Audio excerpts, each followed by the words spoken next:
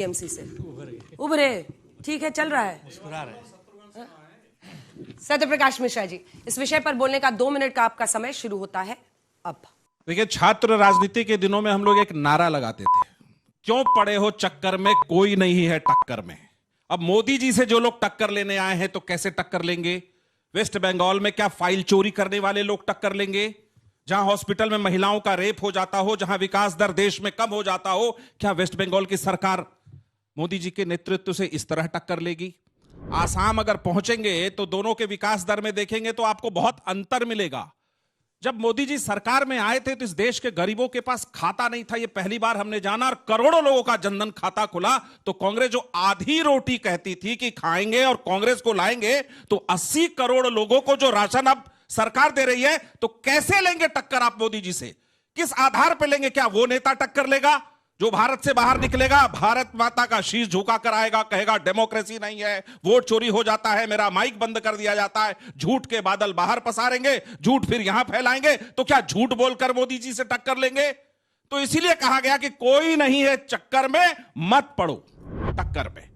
यह सलाह बार बार दी जाती है, लोकतंत्र है, विपक्ष की भूमिका है। एक चिंता होती है, क्या इतना नकारात्मक विपक्ष होगा कि बिहार में जब हम लोग चुनाव में थे तो मोदी जी को यात्रा निकालकर वोट चोरी की, उनकी माता जी को गाली दी गई, क्या गाली देकर के आप मोदी जी से टक्कर लेंगे?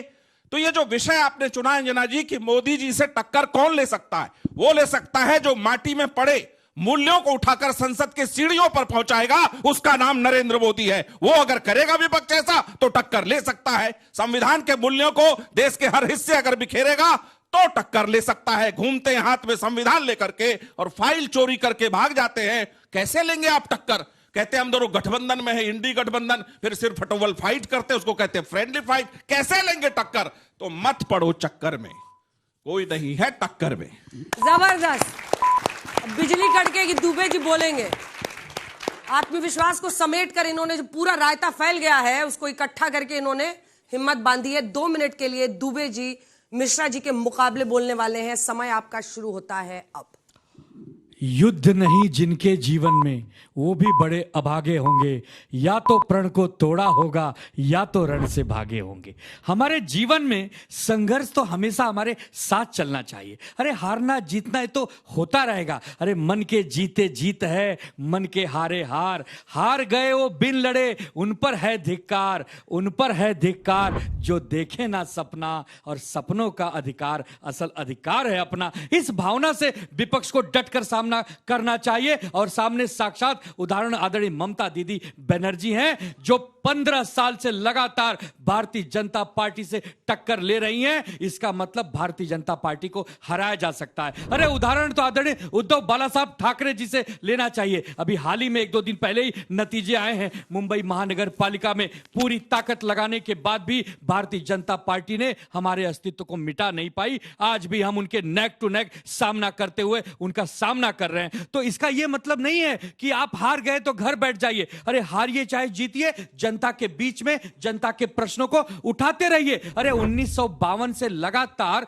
एक समय था कि भारतीय जनता पार्टी जीतना चाहती थी। 10 साल, 20 साल, 30 साल, 40 साल, आज 2026 में वो कैसे जीत रही है? इसका मतलब आप भी जीत सकते हैं। अंग्रेजों से जब हम लड़ाई लड़ रहे थे 1857 में, एक दिन में विजय प्राप्त नहीं हुई। 10 साल, 20 साल, 50 साल लगातार संघर्ष होता रहा, तब जाकर 1947 में अंग्रेजों को भी इस देश ने भगाया है और इस देश को आगे बढ़ाने का काम किया है। देखिए, भारतीय जनता पार्टी को हराने के लिए सिर्फ एक काम करना होगा, भारतीय जनता पार्टी से बेहतर बनना होगा, उनसे अच्छा बनना होगा, उनके मुकाबले ज्यादा काम करना होगा। जहां जहां गैर भाजपाई सरकारें हैं वहां पर एक मिसाल, एक उदाहरण पेश करना होगा कि हां, इस देश में विपक्ष भी अभी जिंदा है, विपक्ष में भी अभी सम्मान और ताकत बची हुई है। और हमें पूरा विश्वास है हम सब एक हो जाएं तो बीजेपी को हरा भी देंगे, धूल भी चटा देंगे। समय समाप्त हुआ। जबरदस्त।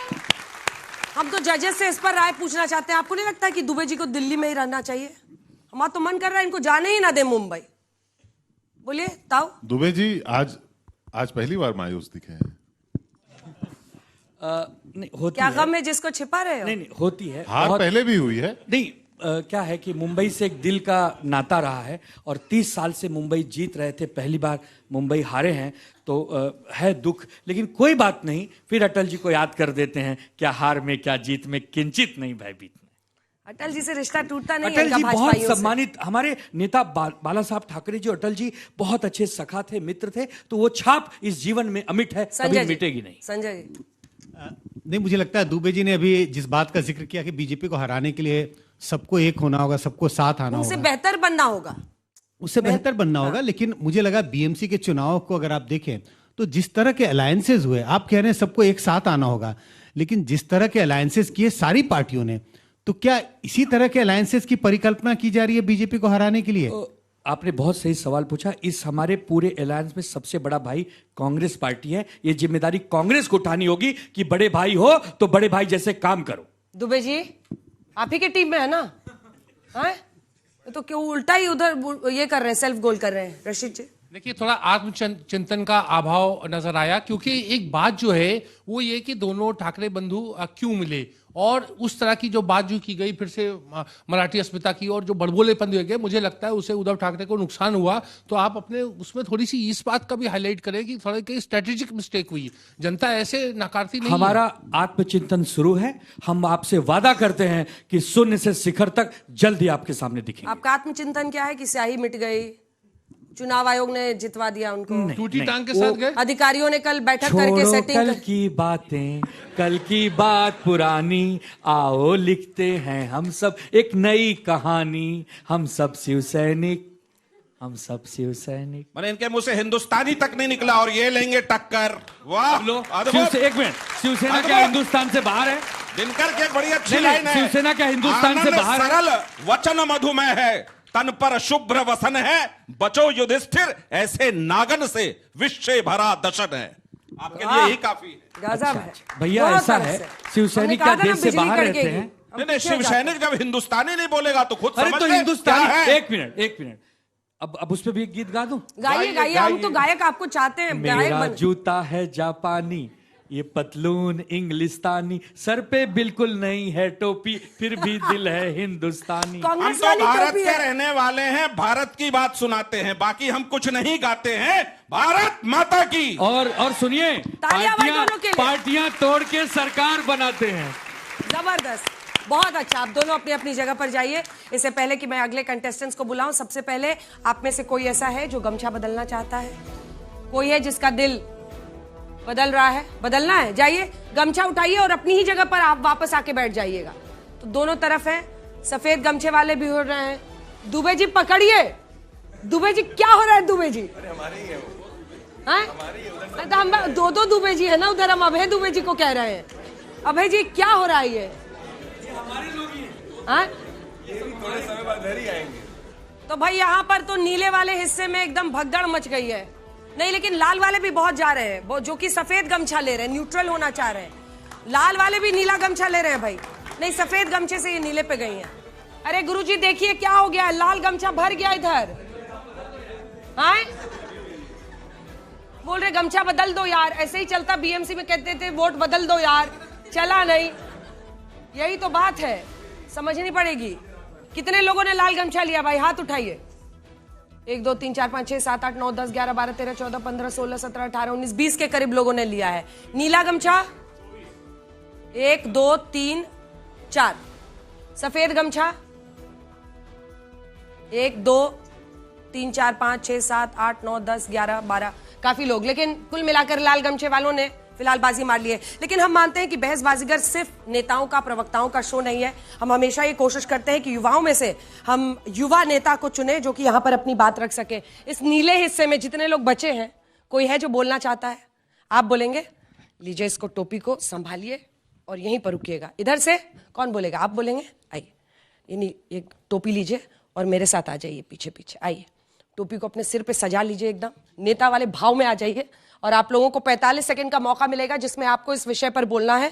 पूरा देश आज आपको सुनेगा, आप इस विषय पर अपनी राय रख सकते हैं। नाम क्या है आपका? माइक उठाइए। राज द्विवेदी।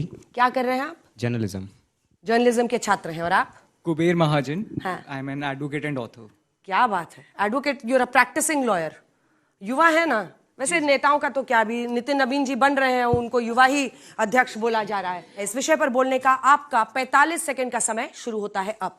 क्या पार्लियामेंट से लेके पंचायत नरेंद्र मोदी का जलवा है या नहीं, इसकी चर्चा क्यों नहीं होनी चाहिए? पहले मैं ये बताता हूँ, महोपनिषद का श्लोक है, अयम निजः परिवेति वर्णा लघुचेत श्याम उदार चरिता नाम तू वसुधैव कुटुंबकम। और जो वसुधैव कुटुंबकम की ही नीति को, अपने राष्ट्र हित की नीति को नहीं अपनाना चाहते, वो देश को क्या अपनाएंगे? सबसे पहली बात, जब चुनाव को हार जाते हैं तो ईवीएम हैक है, पहले चौकीदार चोर है, फिर वोट चोर है, फिर सीबीआई चोर है, ईडी चोर है, लगातार चोरी चोरी का ही वही इल्जाम आता जा रहा है। हमने वाले कारनामों को देख के दहल जाते हैं और उसके बाद वोट चोरी चिल्लाते हैं, लगातार यही चीज करना। और सबसे पहली बात साहब, पहले आत्मचिंतन करिए, आत्ममंथन करिए, क्योंकि ऐसे काम नहीं चलता। आत्मचिंतन करेंगे तब पता चलेगा कि कहाँ पे गलतियां हो रही हैं। ब्लेम गेम खेलने से आप चुनाव नहीं जीतते, इस वजह से जलवा था, जलवा है और रहेगा।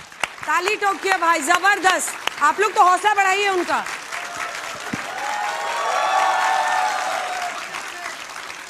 गजब सेंधमारी हो गई है, दोनों तरफ इन्हीं के लिए ताली बज रही है। अब आपका वकील साहब, इस विषय पर बोलने का 45 सेकंड का समय शुरू होता है अब। पहले तो ब्लेम गेम की वो बात कर रहे हैं जो हर चीज में किसी चाचा को याद करते हैं, पर कोई बात नहीं।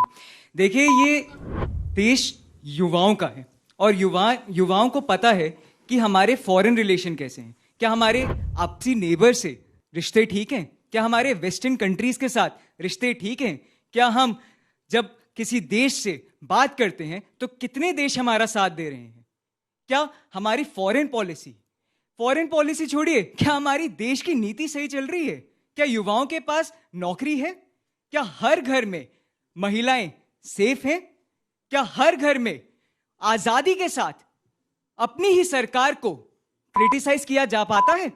आज भी कितने लोग हैं जिन्हें दाढ़ी उगाने में डर लगता है कि कहीं मुझे हिंदू के अलावा कोई और मजहब का ना समझ लिया जाए। जबरदस्त भाई, दोनों तरफ से बहुत अच्छा। ऐसे युवा नेता हैं जो टक्कर देंगे आने वाले समय में। जबरदस्त। कोई जजेस कुछ बोलना चाहे इन पर? अच्छा बोला दोनों ने, बहुत अच्छा बोला जी। देखिए, अभी कांग्रेस पार्टी एक अपना टैलेंट हंट वो कर रही है, तो उसको यहाँ देखिए, अगर तो उनको एक अच्छा टैलेंट यहाँ मिल सकता है। दुबे जी के नौकरी को खतरा खतरा खतरा। आप ही इंटरव्यू ले रहे हैं यहाँ भी तो भाई लीजिए देखो, बगल में ही है, छोटा सा अपना अगर रिज्यूमे देना हो बढ़ाते हुए ही जाना। तालियों के साथ दोनों का बहुत बहुत अभिनंदन, जबरदस्त। और एक बात बहुत कहना धन्यवाद। चाहूंगा, कोई खतरा नहीं है क्योंकि हम टीम की तरह काम करते हैं, एक बंदे पे निर्भर नहीं करते, तो टीम की तरह रहेंगे। नहीं, दुबे जी ने मान लिया, दुबे जी मान गया एकदम। जाइए, बहुत अच्छा, जबरदस्त।